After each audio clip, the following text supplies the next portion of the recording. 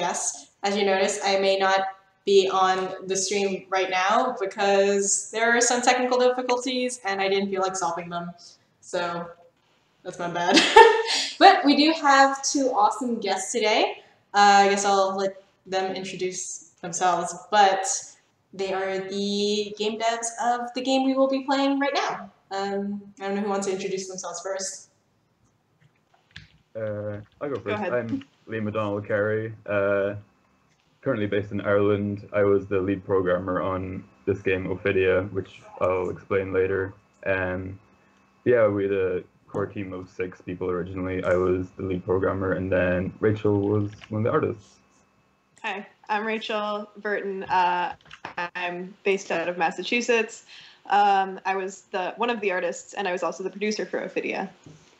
Yay, welcome you guys. I'm super excited to play Thanks for having us. Yeah. Thank you for being here. Let me know, by the way, you guys, if there's any issues with audio, if there's any issues with the game audio, or with us, I guess.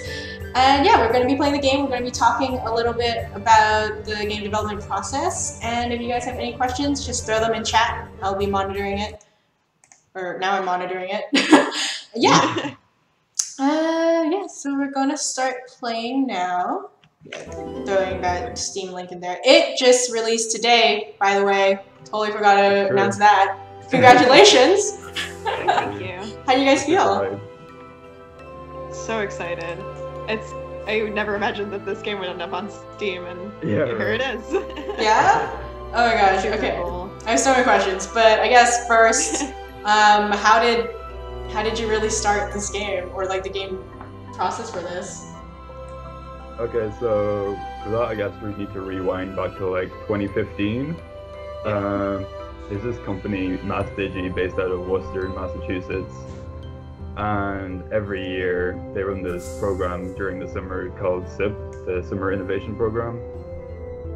Basically what that entails is they invite 20-odd students from all over the states out to Worcester for the summer and basically get them all to make games full-time.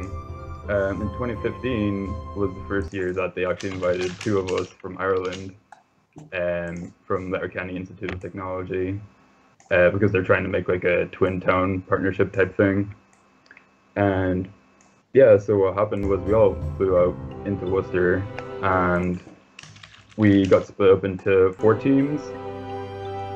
So like 6 people each on a team. Like 3-ish artists and programmers per team, plus our amazing audio person Alex, who was on all 4 teams. Yeah. So then Ophidia was basically what we made for our team. And we're super, it kind of has an proud of it. interesting origin. Yeah. The whole concept of the game. So we do a bunch of game jams right at the beginning of the summer program because like we're all a whole bunch of college students who don't know each other basically. So we did all these game jams and then we voted on which ones we wanted to work on. And we ended up having something that was like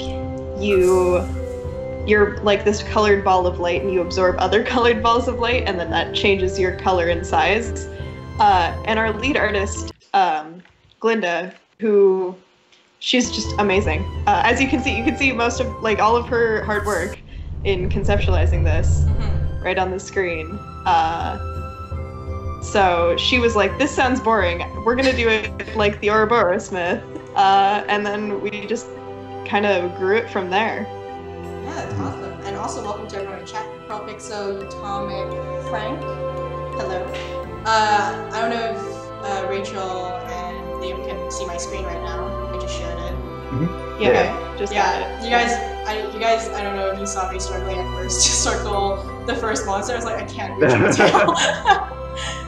Yeah, but the music is game music is slightly loud. Okay, but yeah, no, the game music is beautiful actually. Sorry, I'm trying to Our composer is actually in the audience right now, I think. Oh. Yeah. She's great. She's great. It's beautiful. Sometimes I listen to the soundtrack just to listen to it. You know, yeah, honestly, I feel like this game just has amazing aesthetics overall, like the music and the art playing together. What was that that program you were talking about? The it's hosted by Mass Digi. Mass Digi. Yeah. So they're based out of Worcester, and they're sort of there to help almost incubate or like lead young game developers in the area, and sort of help connect them to other game developers and help them start on their first projects and stuff like that. And so the Summer Innovation Program is just like that's kind of their crowning jewel, because they have all of these students coming around at this point from around the world, because we still have the Ireland sister school, and so the SIP happens in Becker College, like on their campus. So they work closely with Becker's game development program. I went to WPI, and they do a little bit of work with us over there because we're literally across the street. But so this is your first game, then? Yeah, this is the first finished, published, released game, I think, for any of us. Yeah, for sure. That's awesome. Yeah, I want to talk about that more, but first, before we get into that, I realized we should probably talk about what this game is. Like what? Hello, Scented Pancakes, by the way. So the pitch for Ophidia is it's a snake 'em up, where you play as this demigod snake who's like traveling between planes of existence and like devouring all the life on each plane so that life can begin anew. And on every level you circle enemies to eat them and grow longer, and you eventually want to try to get long enough to eat the boss in the middle of each level. I like that you described it as a snake 'em up. Yeah, right. I didn't even catch that. Oh, shoot. Yeah, but yeah, as you can see, if you run into the main part of your body, you'll cut yourself in half. We did actually originally have it where it was like the OG snake, where if you ran into yourself, you just died. But that was way too frustrating. Yeah. Yeah. That was like my affinity for like Super Hexagon showing up. Yeah. We're just ridiculous art games, but yeah, we came to a nice balance with it, where it just kind of people can kind of take it how they like it. Where if you like, you can just kind of wander about, explore the worlds, that kind of thing. Yeah, so it's definitely more, I guess, of a relaxing game. I feel. Sure. Like. Yeah. I like it. Yeah. It's sort of at this weird point between relaxing and frustrating. Yeah. Most of the time. Which I think is a good place for a game to be. I think that too. So, real question is, though, actually, there's so many questions right now, but are you thinking, I know it's early because you just released this, but are you thinking of making another game in the future, like as a team, because you guys met in this like internship program? I mean, I would work with any of the people that I worked with over SIP again in a heartbeat. I mean, Liam and I have worked together on some small projects. We worked on something for the Mass Digi Game Challenge. Was it last year? I think it was last year. Yeah. So, and then we're gonna do a game jam together. We just decided this yesterday. Drop it on them. Yeah, we're doing the ILU jam, which is for dating sims and romantic games. So we're hoping to do something with wrestling involved. Wrestling and a love game jam. I can see. Yeah. This could be it shares a lot of themes with Ophidia. Oh yeah. Mm-hmm. I see the connection now. Yeah, right. Wrestling with emotions? Yes. I feel that. That's a good title. Hey. Yeah. Could just have a new title. So yeah. Oh, can I circle too? Oh no, I'm not long enough. Oh, you did it. Let's go. Yes. Powerful. Yes. Yeah. So one of the things I really wanted to understand or get to know more, I guess, is just because it is your first game. Was it like, did you have any expectations for like how like the game development process would go? Like, did you hit any? Oops! Oh shoot! did you hit any like roadblocks that you never really expected? Like, as just like first time game devs, is this like what I guess were the takeaway lessons from this? Yeah. I guess. Do you want to Go go, for it, Rachel? Liam. Okay, so the main thing that comes to mind is I remember when once we settled on the snake theme and everything, and we knew there were going to be different levels and each level represented a different kind of area, we were like, okay, it's going to be sick, there's going to be like 12 levels, and we're all going to have like 57 different enemies, and then after like a couple of weeks we're like, oh no. Yeah. There was definitely a lot of scope things that we thought would be much different than they are. Yeah. Right. And that's down to Monty Sharma, really, who kind of runs Master G and SIP along with Tim Lowe, where he warned us, and we were like, no, it'll be fine. And then we get into it, and we're like, oh no, mistakes were made. Oh no. Yeah. But it was pretty easy to correct because we had such a sort of modular design already. I mean, a level-based game is easy to correct on scope. I remember at one point we were thinking we would do it procedurally, like we'd have procedurally generated levels, or we tried to have the level actually be circular in Unity, and that was not a possibility. It was definitely a learning process on scope, and also teamwork. Like, we had disagreements on what we wanted the game to be because there were only 6 of us, so we all got input into what it ended up being, which is great, and I think that's a really valuable experience. But it's not always realistic for everyone to have their say, unfortunately, in an ideal world. Did you guys get to choose your own teams when you were in this internship, or was it kind of just assigned? We were assigned teams. We all lucked out, I think. I feel like I lucked out, at least. Yeah, we were actually told that we were the team with the highest kumbaya quotient. Yeah. So we just happened to all like gel pretty well. Oh shoot! Oh no, so close. Maths are hard. Dang it! Yeah, the way that Snake moves is really mesmerizing. I'm honestly just super okay with exploring the world. I know it's like kind of small, but I don't know, there's something about it that's awesome. But yeah, wait, no, you guys did talk about your roles. I was like, did we talk about what you guys did in the game? We did. Yeah. Okay, awesome. Yeah, sorry, I don't know if you finished. It's also worth mentioning that after SIP, what happened was, so that ran from I guess May till August. Yeah. And then what happened was Becker College, where we were running the program out of, took on the game for students there to work on. Yeah, so it became a part of. Yeah, it became part of a class at Becker, and so we sort of stepped back from the game, and like I went back to college and Liam went back to Ireland. So a lot of the final sort of polish work got done by other students from Becker.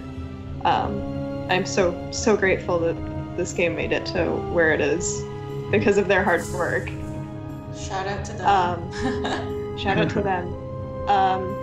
And it's cool though, like they know that they can only run the summer program over the summer because, you know, most of the people involved are college students and have to go back to school. But then they have this option of like you can have your game be finished just by expanding the team. I think that's really neat. Right, yeah, sure. Oh shoot. What? No, I don't want this anymore. He's feisty. He fights you. No. You know, I'm not sure why I wasn't expecting a boss to fight me, but here we are. Frank asked, Oh, were you there's inspired history. by Celtic history for the design? We were primarily. That was our first step off was Celtic design, especially like ancient manuscripts, and even movies based on ancient manuscripts. Like I think our first team bonding activity was we watched The Secret of Kells together, and we were like, all right, this is kind of what we want our game to feel like, just a little bit. Right. So yeah, we pulled heavily from Celtic, sort of ancient Celtic design. But for some of the other stuff, like eventually we ran out, and we looked at Nordic art, we looked at Aztec art, we looked at ancient Chinese art. There's one other. Aztec? I said Aztec. Oh, okay. It'll come to me. Yeah. Just like super old cultures in general. There's still Right, yeah. older good stuff. Oh, we looked at some Inuit art for one of the levels. Yeah. That's pretty So cool. we kind of went global. That's awesome. I oh like my God, that you you did brought it. different cultures in it. Yeah. I did it! Yeah! I'm Noise. Hello. Show the new game modes. I can show the game. I will show them. Which are these all new game modes for the Zen and Time? I would go with the time Yeah. mode. Okay. Oh man. So you can see the counter in the top left, and you need to try eat things before the timer runs Oh my out. god. Oh my god. So it's like the opposite. There's so much pressure now. Oh no. Yeah. Oh, well. I lasted Rip. 15 seconds. So this is kind of almost our vision for the way the game would feel originally. We had it much more arcadey, like the original Snake. Right. So it's cool to see this come to fruition. It's not clicking. Oh no. Oh, can you hit escape maybe? Oh, maybe. No. Nope. This might be an aspect ratio issue. Yeah, it might be. I had to change it. Whoops. Okay, that's my fault, you guys. Oh, I did it. Oh, yeah, Oops. right on time. Don't go for the butt. I'm sorry. This is why I'm someone who can't do time modes very well, but I will try again just for you guys. Thank you. Let's try this again. It's good. I feel like when you play games on stream, the pressure's on, and it makes me Oh, yeah. nervous. Yeah. Wait, so if I don't eat something? Oh, Yeah, what? basically every time you eat something, the timer goes back up a little bit. Uh-oh. Oh yeah, so those lizards, they're like camouflaging themselves Mm-hmm. to turn invisible. Okay. Well, I'm Noise. I did it for you, so I don't think I'll do time mode again. Flare Chess asked, did anything change design-wise when porting the game over from a tablet/mobile game for PC? I was gonna ask that. Dang it. But yeah. Okay. Liam, you worked on that a bit, right? The Yeah. porting. It was actually super lucky for us that just naturally in Unity, the function for tracking finger movement on a tablet is the exact one that tracks mouse movement on a PC port. So it just like worked. One of our big reasons actually for porting it over in the first place was that we noticed that when we did have it on mobile devices, it just played a whole bunch better the bigger the device that you played it on. Like it was better on tablet than on phone, just because you could see more of the area and more of the world that you're exploring. And we're just like, what if we put it on an even bigger screen? And then actually translating it from mobile to PC got rid of one of our main concerns from having it on mobile in the first place, which was your finger kind of obfuscating where you were going and you weren't able to see exactly what was going on. It's way easier to play on PC. Right. Yeah. It's funny, one of the original constraints from the MassDigi SIP program was that the games we were designing had to be on mobile. Oh, Just to kind of contain our scope a little bit just by the function of the platform. But as we went on, we were just like, PC, and it just happened to naturally translate over super well. None of the core design really changed, and it just happened to be a good fit, I think. Yeah, this is more, I guess, a philosophical almost question, not really. But I know that a lot of people don't necessarily consider mobile games to be quotation mark real games. Do you have any feelings about that? I think that and Rachel, you can kind of chime in on this a bit later. I think that a lot of the narrative about what are and aren't real games is occupied by a lot of people that play like a lot of shooters, a lot of that kind of thing. Whereas in reality, the vast majority of gamers, people that play games, are like casual players, people that are playing like Candy Crush and before we actually got assigned Kim Kardashian's game as a design exercise. Yeah. Which is super interesting. I would definitely agree. I think that people who are like, oh, casual games or mobile games aren't real games. Anyone who says that something isn't a real game is kind of full of it, in my opinion. And a lot of that, I think, also stems from the fact that women are primarily mobile gamers and casual gamers, whereas the PC and console gaming space is dominated by men. And so it's a combination of like games elitism and misogyny, I think. I think there's definitely an element of like gatekeeping in it. Yeah. Like, because like everyone has a phone, everyone has a smartphone. Yeah. But not everyone has a gaming rig or a console. I mean, they're expensive. Definitely. Yeah, just strictly from a business sense, a developer, it makes so much sense to like develop for the platform that virtually everyone has. Yeah. And I mean, it's fair to say that the market is a bit flooded, but I mean, if you find a niche, you can capitalize on that. Agreed. Yeah. Yeah, for I think sure. it's such a huge platform. Sorry, I'm struggling to like listen and like remember the things I wanted to ask you while trying to eat these crocodile guys. You guys have been looking. I've been struggling to eat one of these things. I lost the screen share, actually. Oh no! Oh right. I thought it was intentional. It's okay. No, I got it. I'll just hook up that screen share just so you guys can see it. Yeah, they're pretty tricksy, alright though. Can't play Xbox on the toilet. For sure. You're right. That's important. That's the one good thing, like the main good thing. There are a couple good things about the Nintendo Switch, but my favorite is that I can bring it into the bathroom. I thought you were going to be like, there's a couple good things about toilets. There's only a couple of good things about toilets. Yeah, right. Not much else. Oh, the salamanders turn invisible or are still there when you circle them? Oh, I just thought they like had amazing transportation powers. Oh, no. Wow, okay. They're still there. You learn. Yeah, you'll notice that once you kind of slither away from them, they'll reappear in the spot that they disappeared. Oh! Here, you gotta go home.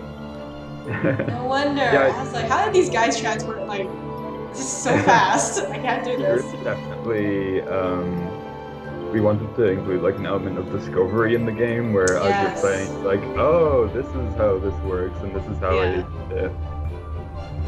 For sure. There was a lot of. Yeah. Oh, sorry. No, go on. I was just gonna say there was like a lot of like playing around with different enemy mechanics in the AI, and sort of it was sort of a fun process to figure out what our players would be discovering. Are they still frozen? Sorry, apparently you guys are frozen. Oh. No, you guys should be fine now. Yeah. Was there like? I mean, it's kind of a really broad, kind of vague question, but how did you kind of decide like which enemy types were interesting? If like that's it was almost a process of elimination. Like we had to have one easy, one medium, and one difficult enemy per level. So we kind of categorized the mechanics based on like, oh, is this easy to defend against, or is this difficult, or that kind of stuff. I think it was just process of elimination. I honestly don't remember much. Because that was all Gary and Matt. They did all of the design and programming of our little guys. Plus, it is kind of crazy to think that like the initial design was like almost 2 years ago to the day. Oh my god. And a lot of the time between that has just been like tweaking and balancing and that kind of thing. Yeah. Awesome, Kylan. Can things fight back at all? I noticed the beetle pushing something out of its mouth. Does that just mess up your circle? Can it actually be hurt? Yeah, they kind of fight back, as in they can destroy your length. Yeah, as you go into like the like second, third, and fourth levels, more and more of the enemies will fight back against you and cause you to lose segments every time they hit you. Like you might have noticed in the fire level, the toads were shooting up fireballs, as toads are prone to do. Yeah, just toad things. Naturally. This level is gorgeous. Thank you. This one's kind of my favorite. I was gonna say at the beginning I didn't wanna impose my view of this as my favorite level. That's definitely my favorite level. What's your favorite level, Liam? Oh gosh, I'm not sure. Probably this one as well. I just love the boss in the middle. That was one of my favorite things to work on. I think it's like the music and obviously the art. It's making me very. I don't know what a good word for this is. It's just making me like very like happy. Awesome. Yay! This is Zen mode, so I don't know if they'll actually fight me or anything. Interesting about this level actually is that the little puffins, they will after a while they'll all start gathering together in a circle. You'll see. There you go. Actually, they're all pulling together. Kind of heading in. Yeah. With the goal being that once they're all together, they're harder to circle around. That's interesting because we're like, when we're looking at the inspiration for these enemies, we're like, okay, what would these animals actually do? And then there's also the element of like, what if we give a walrus a frost attack? What if we make the walrus a frost wizard? Yeah, that's really good. I think the problem I've seen a lot with games, like no matter if like you're new or not, is definitely just working on scope. Yeah. I think that's always a struggle. Yeah, Noise says the word's probably Zen. Like that's probably the word for it. Okay, let's The just whole try game is Zen mode. I am in Zen mode. Yeah, should have known. These guys are so cute. I feel kind of bad for eating them.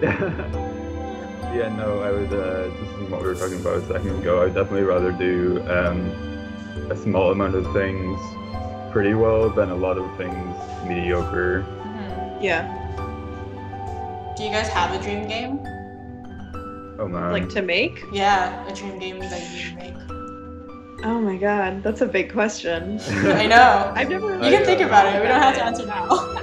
Okay. I might have to get back to you. Ever since I watched this video, Wrestling Isn't Wrestling by Max Landis, that's kind of about wrestling as a like a format for storytelling. I've been like just thinking of like every possible iteration that a wrestling game could make. Interesting. Like I made a prototype for this like grim dark Twine game. And I also kind of have this idea floating about in my head for like a deck building wrestling game. I basically just think that like people need to appreciate wrestling, please. Well, that one game where you just work out was a big hit. You mean Punch Club? Well, I guess in Punch Club you do more than. Oh yeah, right. But yeah, that's interesting. Okay. Yeah. A wrestling game. I feel like that's not an answer I normally get. Usually it's like, you know, really big worlds and you're like, yeah, wrestling. That's where I want to go. I have lots of thoughts about wrestling. I mean, maybe it's a open world wrestling game. Yeah, let's go. Change the whole world. It's interesting because it would be an MMO, right? An MMO wrestling game. The world is your ring. Oh my god.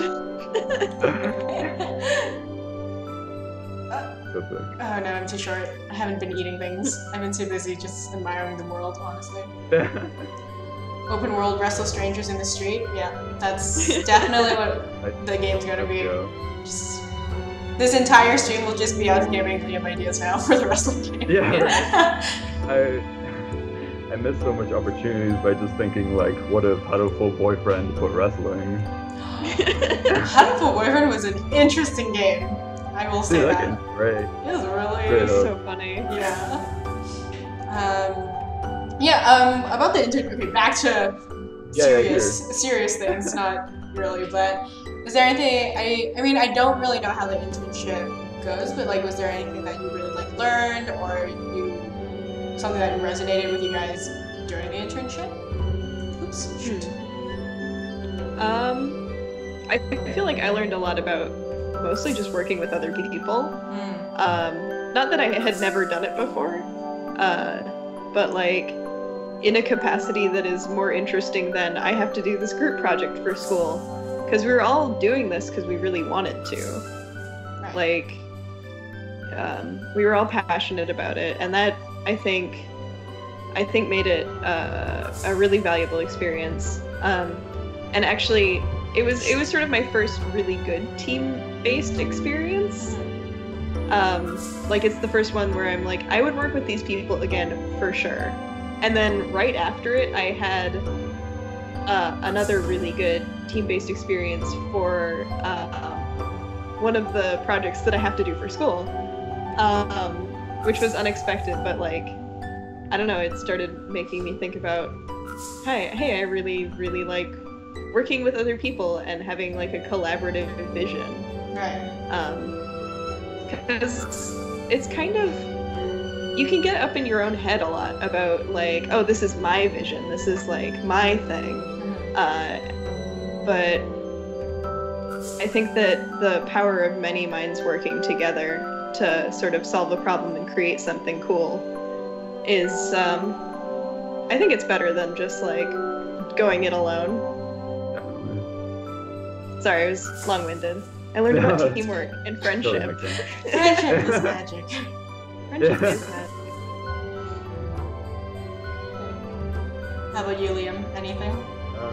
For me, when we're striking things about doing the internship, I guess, was getting. Oh, we got those. Whoops. So we were super lucky to have the opportunity to go to a lot of cons on weekends to playtest our games. And we had also a lot of kids coming in from like local elementary schools and stuff. And dude, kids are brutal, right? Yes. Like, if they don't like your game, they'll just be like, see ya. So that was like the most amazing way to like learn how to not only take feedback but how to learn from it. So like one of the early examples of that, I guess, was the people were like, I mentioned how we had the like instant death originally. Yeah. And people were just like killing themselves almost immediately. And what we were like, okay, we need to make the game easier, we need to make it easier. But then we had like a meeting and we were like, oh, what if we just don't have you die? Like, the thing was just like going to the root cause of the issue as opposed to trying to just like keep like hot fixing it, if that makes sense.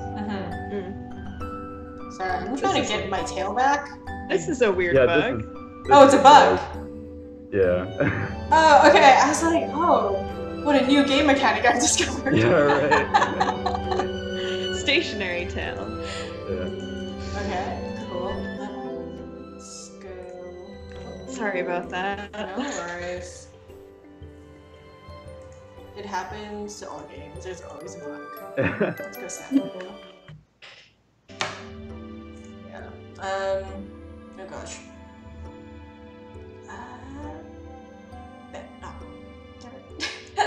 No. Yeah, it's. Oh shoot. Oh, but yeah, even just that little tweak of letting you like regrow back to your original length instead of dying was like so key to capturing the like that zen feeling that you touched on, where it's just like, okay, I died, but it's okay, we're gonna regrow and start over instead of just being like sent to a game over screen. Right. Yeah, there's like no real game over, I guess, which is nice. Yeah. It's definitely a nice feeling. I remember my favorite part about having the game over though was I just took a transparent PNG of the GTA 5 wasted. Made that our game over screen temporarily, just as a joke. No, that definitely suits the mood of the game. I think. It really fits the aesthetic. I'm kind Yes. of sad that we couldn't keep it. Just as you lose, it just gets progressively darker.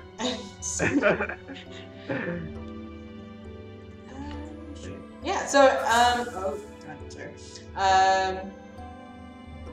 Since you guys aren't obviously together anymore, sadly, the team, is this something like you guys are gonna go off, maybe try to join like a bigger company, maybe try out your own studios, or just make games as a pastime? Like, I'm not sure, like, your motivations into going into this, was it like, oh, I want to like just learn how to make games, or is it I want to make games as my job forever? I'm kind of in the I want to make games as my job forever thing, but I actually just graduated from undergrad, so I haven't had a whole lot of time to find a games job. I'm actually probably going to be working games adjacent for a little while, and then doing games as a pastime, but hopefully that'll change. I'm in kind of a similar spot where unfortunately the games industry in Ireland isn't at a spot where there's like a critical mass of positions for graduates. So I just ended up joining a like a multinational business software company because needing to get paid for doing something is a thing. Yes, for sure. But yeah, I'm definitely in the camp of like wanting to do this full time. Definitely. Could always use it's weird. nice games like this again. Sorry, go on. Yeah, right. It's weird because, at least for me, I know that even before, when I was like enrolling for games development in college, I was like, I don't really even know how this works. Hopefully it's cool. And luckily I got to be super into programming, and just even the working with the guys during SIP on a game full time was like, okay, this is definitely for me. Okay, so it wasn't like, I guess initially, like, oh yeah, when I grow up, I'm gonna become a game programmer. Yeah. Would you say you were influenced by any games in particular, whether it's for Ophidia or just in your personal life? I mean, I know Ophidia, we took a lot of sort of the feel from, we looked at Journey, we looked at Flower by the same studio. I don't know what Flow else we really... One. Yeah, Flow, Snake, obviously. The classic arcade Snake. Really? I would not have guessed. There's also a tiny bit of Pokemon Ranger in there as well. Oh, I love that game. Yeah. But yeah, just for me personally, I love like I think Super Hexagon is one of the best examples of taking something small and just doing it like exquisitely well. The polish on that game is insane, and also by sheer happenstance, also by an Irish guy, Terry Kavanagh. I didn't know that. Yeah. Didn't know either. Sick. Yeah. I think personally, like my life has been influenced by a lot of games. The Sims 2 was the first game that I played that I realized, oh my god, I could make these for a living. This could be my job. So that was pretty big. Oh, why And was then, it Sims 2? Shoot. The custom content community was like really big and vibrant. And it was the first one that I had sort of access to. Because I don't play console games. I never had access to a console as a kid, so yeah, and it was primarily like girls making cool clothes and like furniture, and I thought that was kind of neat. I didn't feel out of place. Right. And then like as a developer, I really loved tabletop RPGs, so like Dungeons and Dragons and the World of Darkness, anything Steve Jackson, that kind of stuff. So I'm big into story games, I guess. This isn't particularly story heavy, but just on a personal, like, I love these things and I kind of want to embody the feeling. Of course. I mean, yeah, Yeah. I mean, I feel like maybe this game doesn't have like a linear like narrative story, but I think the worlds themselves are almost a story. Like, oh god, sorry. He's scary, isn't he? He is. I love the whale. I love this guy. I think this is my all-time favorite Oh boss. shoot. Is this level, I assume, is inspired by Inuit culture? Yeah. We took a look at like ivory carvings, Mhm. and Oops. Shoot. I think canoes. I think it was the Inuit and the like Viking Nordic style. Mhm. We looked at a lot of boats because they had lots of animals carved on them. Yeah. So we sort of were like, okay, what did these people represent animals with? Like what shapes, what lines? And then how can we sort of pull that into our aesthetic with the Celtic knots and everything? Mhm. Or almost Celtic knots. They're kind of braids. Right. Oh shoot. Okay.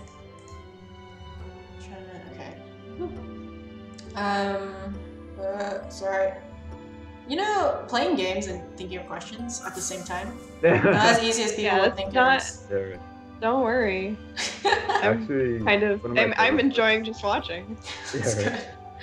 One of my favorite parts actually of the levels is the in the corners, the like pattern sections. Mhm. Yeah. It's like the if you go to like Celtic manuscripts from the monasteries, they're like super pretty and care crafted.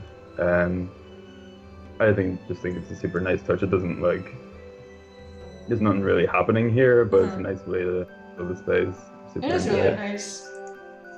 I guess Yeah. the meta of the game is that it's taking place in one of these manuscripts, and you're sort of telling the story of the Ouroboros consuming Yggdrasil, Right. but it's also already a book that's written. So we actually use some ink drop effects for animations.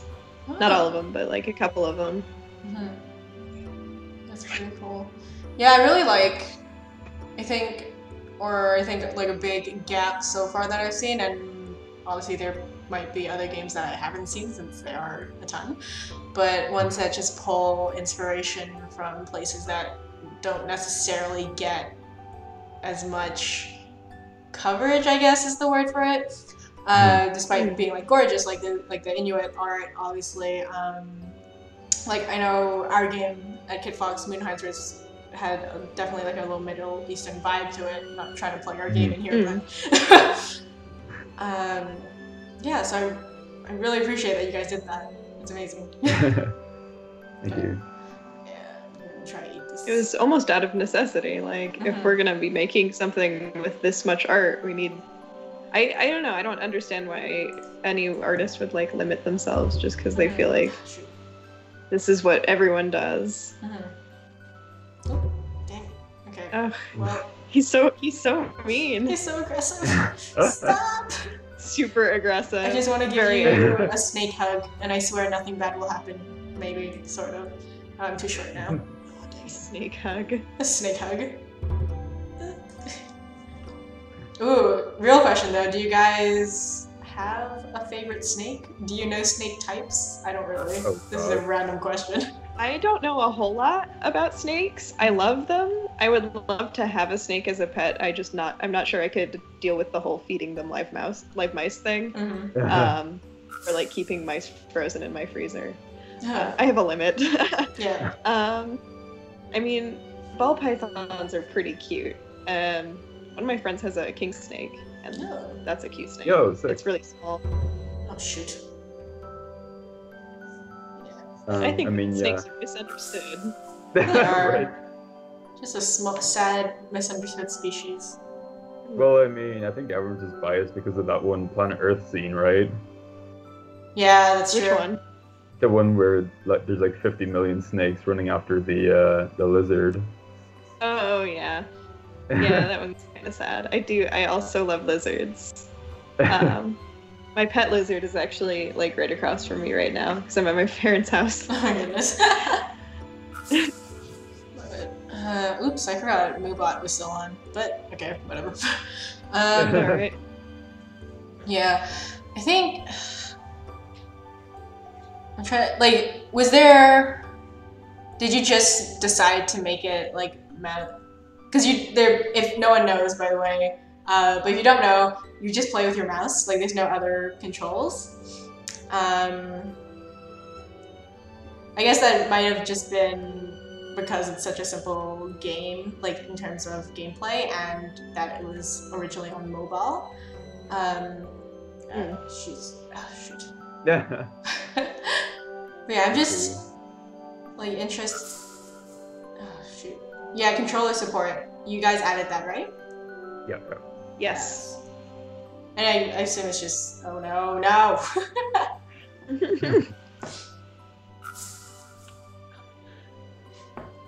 Sorry, I totally lost the point I was gonna make. But yeah, no, we Unfortunately. definitely made a conscious decision to try to limit the amount of text in the game. Mm-hmm. Yeah. And I mean, especially on mobile, all of the UI has to be like right on the screen, and everything you have to interact with has to be on the screen, so it has to be big enough.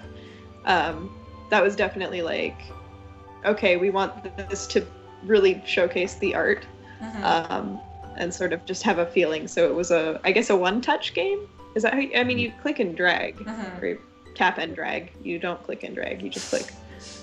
I don't know.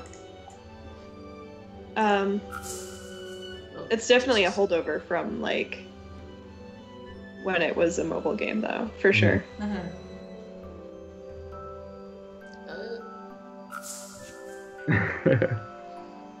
Guys, I'm enjoying this game so much. That's fine. I love watching other people enjoy it. Makes me happy. Yeah, but there's also the one added benefit of having not a lot of text is that it means that we, by necessity, have to try to teach things through showing. Like for example, in the tutorial, we have this like ghost snake that travels around an enemy and eats them, just to show you how things work. And that means that whoever picks up the game, regardless of like what language they speak or whatever, they get how the game works without having to read anything.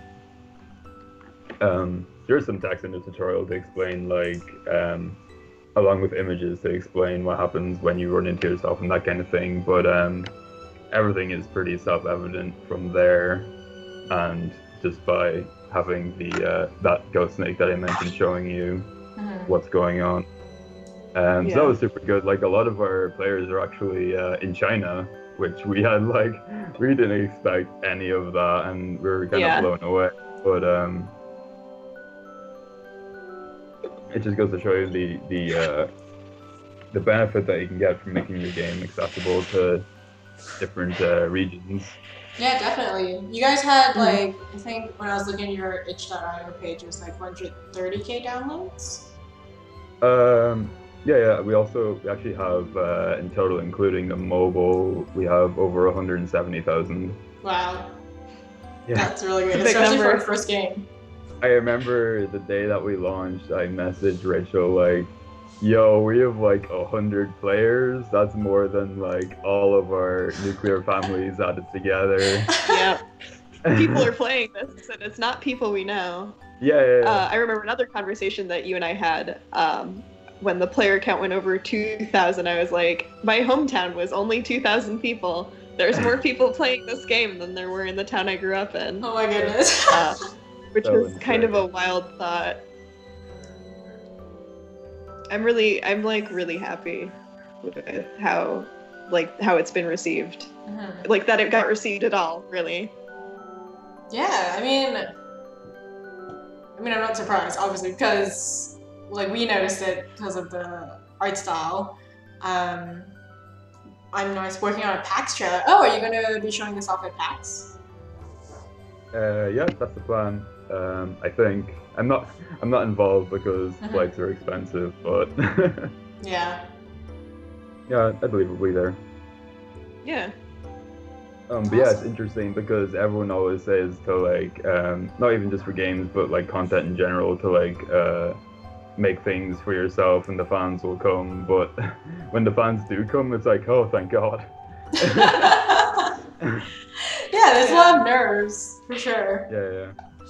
And so it's almost the end of our stream. So if anyone has any last-minute questions, throw them in chat. Yes, Ophidia launched today, and it's on Steam for $4.99, I believe. Yep. It's awesome. Yeah, you guys can experience this for yourself. I didn't want to like. Honestly, I'm saying that I didn't want to go too far, but that's also because I'm just not succeeding right now. There's also one of the great things of putting it onto Steam is we got a whole bunch of achievements, and there's like achievements for lasting a full 2 minutes in the town mode. I don't know if you think you can manage that, Victoria, but oh man, I don't think I could manage that. Yeah, right. I mean, my record is 21 seconds. Yes. Awesome. Javian says, well, thank you for the stream. This was a great look at a game I was previously unfamiliar with. I'm glad you liked it. Aw. Thank you. Oh no. Oh, shoot. Oh, man. Yep, meant to do that. Wait, I'm just gonna throw up something. Sorry. Oh. Nope, didn't mean to do that. Sorry, guys. No worries. Yeah, I'm actually super curious to see what would happen if like the speedrunning community took a crack at this game. Oh my god. Oh my gosh. Right? I would love that. Speedrunning community shouting you out, calling you out right now to beat 21 seconds. Just saying. Thank you. Get on it. Or maybe SGDQ, like Snake Games done quick. I don't know. Oh no. Snake games or snames. Snames. You would not believe the amount of snake puns that happened. Yeah, I I support that. I feel like I should have made more snake puns during this entire conversation. You were doing a lot of multitasking then. Yeah. It's okay, punning is like a full brain activity. It is. Yeah, It really is. I'm gonna escape and put on the credits as we're talking now. This one? Nope. X. Put on those credits. Yeah. Hey.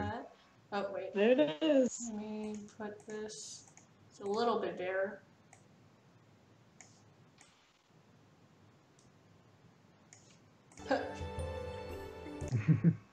Oh no, I keep doing this. Okay, give me a second, guys. Yeah, No. and if there's any GGSIP crew, this is Nolan, by the way, you will know me. Oh, yeah. We know you know him. We see you. Goat.